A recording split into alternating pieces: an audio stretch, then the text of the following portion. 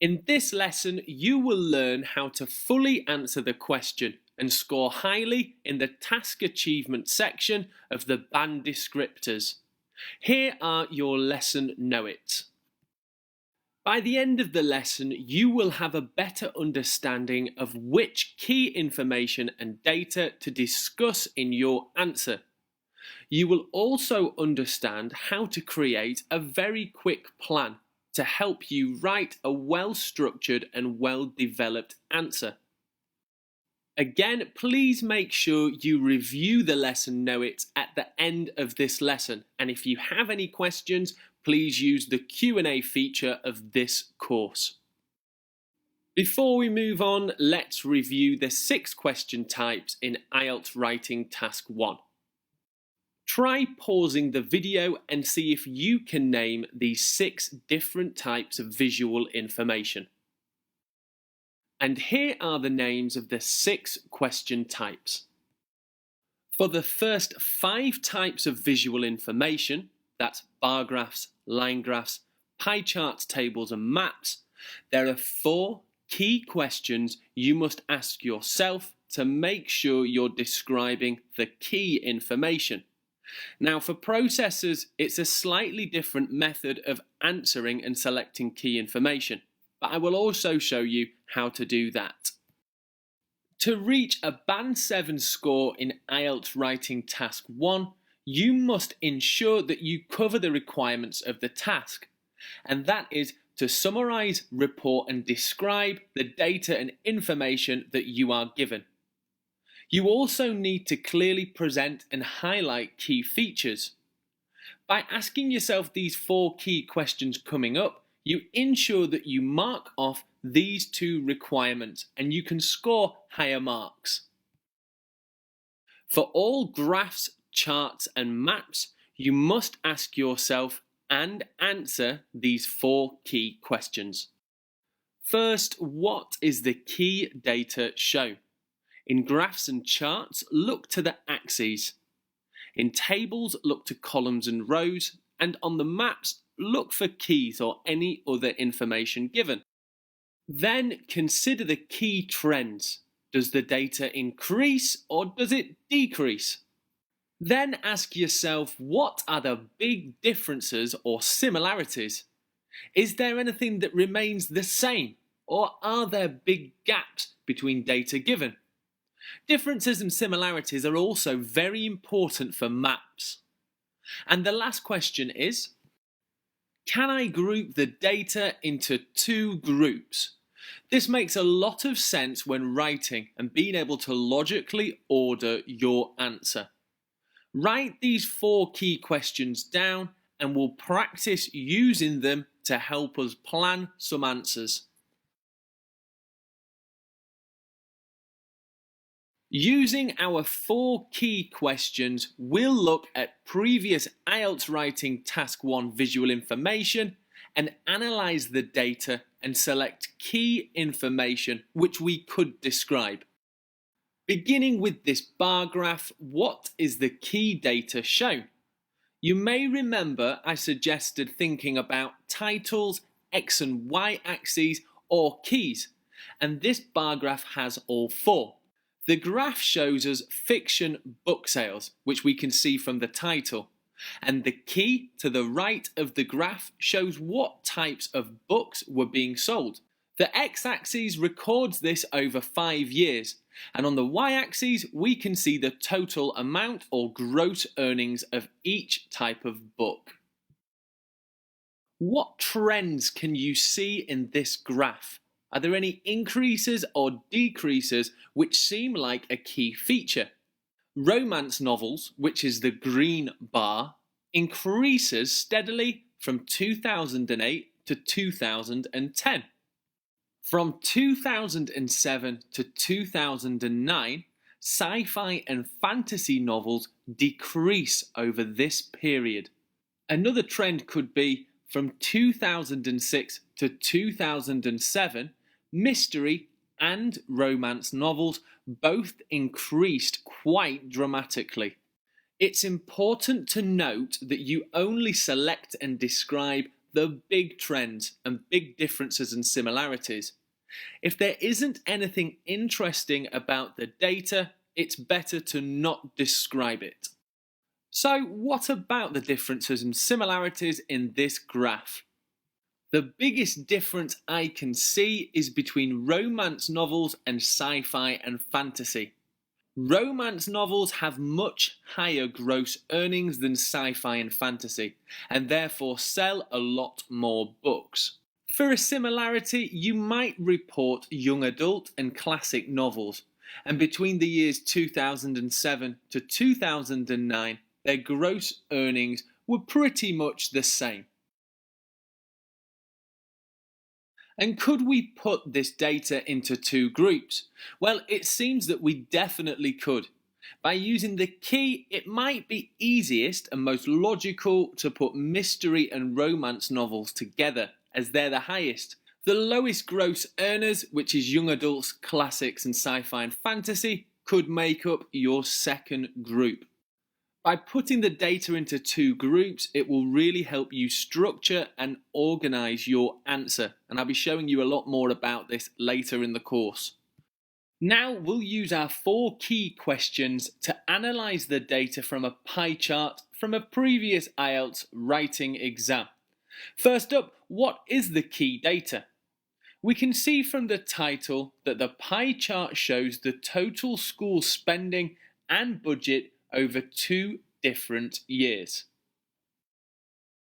What trends can we see?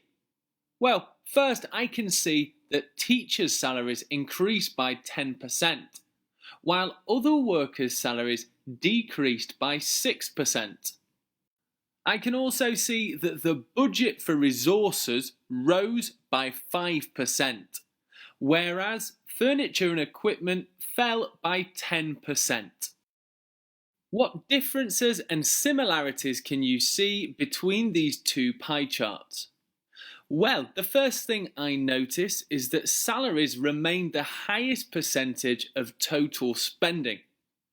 Insurance remains round about the same at between 2 to 3%. And for our last key question, can I group the data into 2 groups? Well, this is quite easy for the visual information we have. It would make perfect sense to group between the 2 years of 1981 and 1991. And again, this will help you to structure your answer and have 2 paragraphs where you give lots of information. I'll tell you more about this later in the course. How about we take a look at using the 4 key questions to find and select key information for maps. So what is the key data shown on these maps? Well, I can see that it's between 2 different time periods, 1995 and present. The other information shown is the key landmarks on each map, such as housing, farmland, fishing ports and shops. Now, for maps, there aren't any trends for you to describe, so you can dismiss this question, but you must concentrate on differences and similarities. So what are the differences and similarities in these 2 maps? The first thing I notice is that the farmland and the forest park has been developed into a golf course and tennis courts. I can also see that housing has increased as the town has gotten bigger. In the 1995 map, the shops and fish markets have become restaurants and apartments.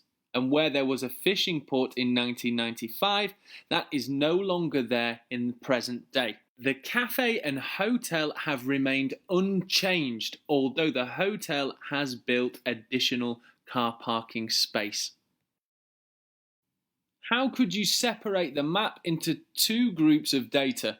Well, there are lots of ways that you could do this, but I would probably split the map into the top and the bottom. That way I'd be describing housing, farmland, forest park, golf and tennis courts together, and then the next group would be everything underneath that.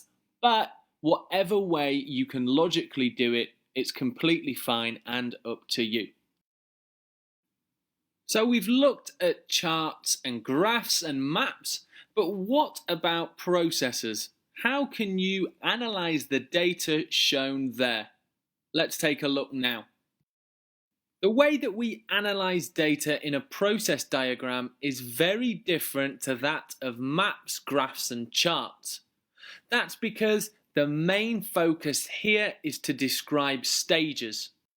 The stages of the process diagram are our main interest, and this is what you will analyze and identify as your key features. From looking at the process diagram above, we can see that there are 8 stages in this process. The beginning is with the cows eating grass, and the end result or product is milk, cheese, cream and butter. In your writing, you'll want to describe in more detail what each stage does.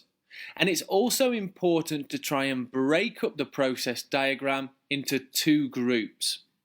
From looking at the process diagram of dairy product production, I would simply split the groups into the first 4 stages and the second 4 stages, and that will help me to organize my writing and structure my answer. We've now looked at how to analyze and identify key information for all 6 question types. But even before we start writing next, we need to think about making a quick plan. So let's discuss that now. There are some teachers who suggest not to make a plan due to the 20-minute suggested time limit. However, I think if you can create a good plan in 1 minute, it will help you score higher marks in IELTS Writing Task 1. So, how can we create a quick, useful plan? I'll demonstrate with a previous IELTS Writing Task 1 question. The graph below compares the number of visits of 2 new music websites online. Summarize the information by selecting and reporting the main features and make comparisons where relevant. The plan I'm going to show you now contains only 3 parts and can quickly be made in under 1 minute. Have a look at this.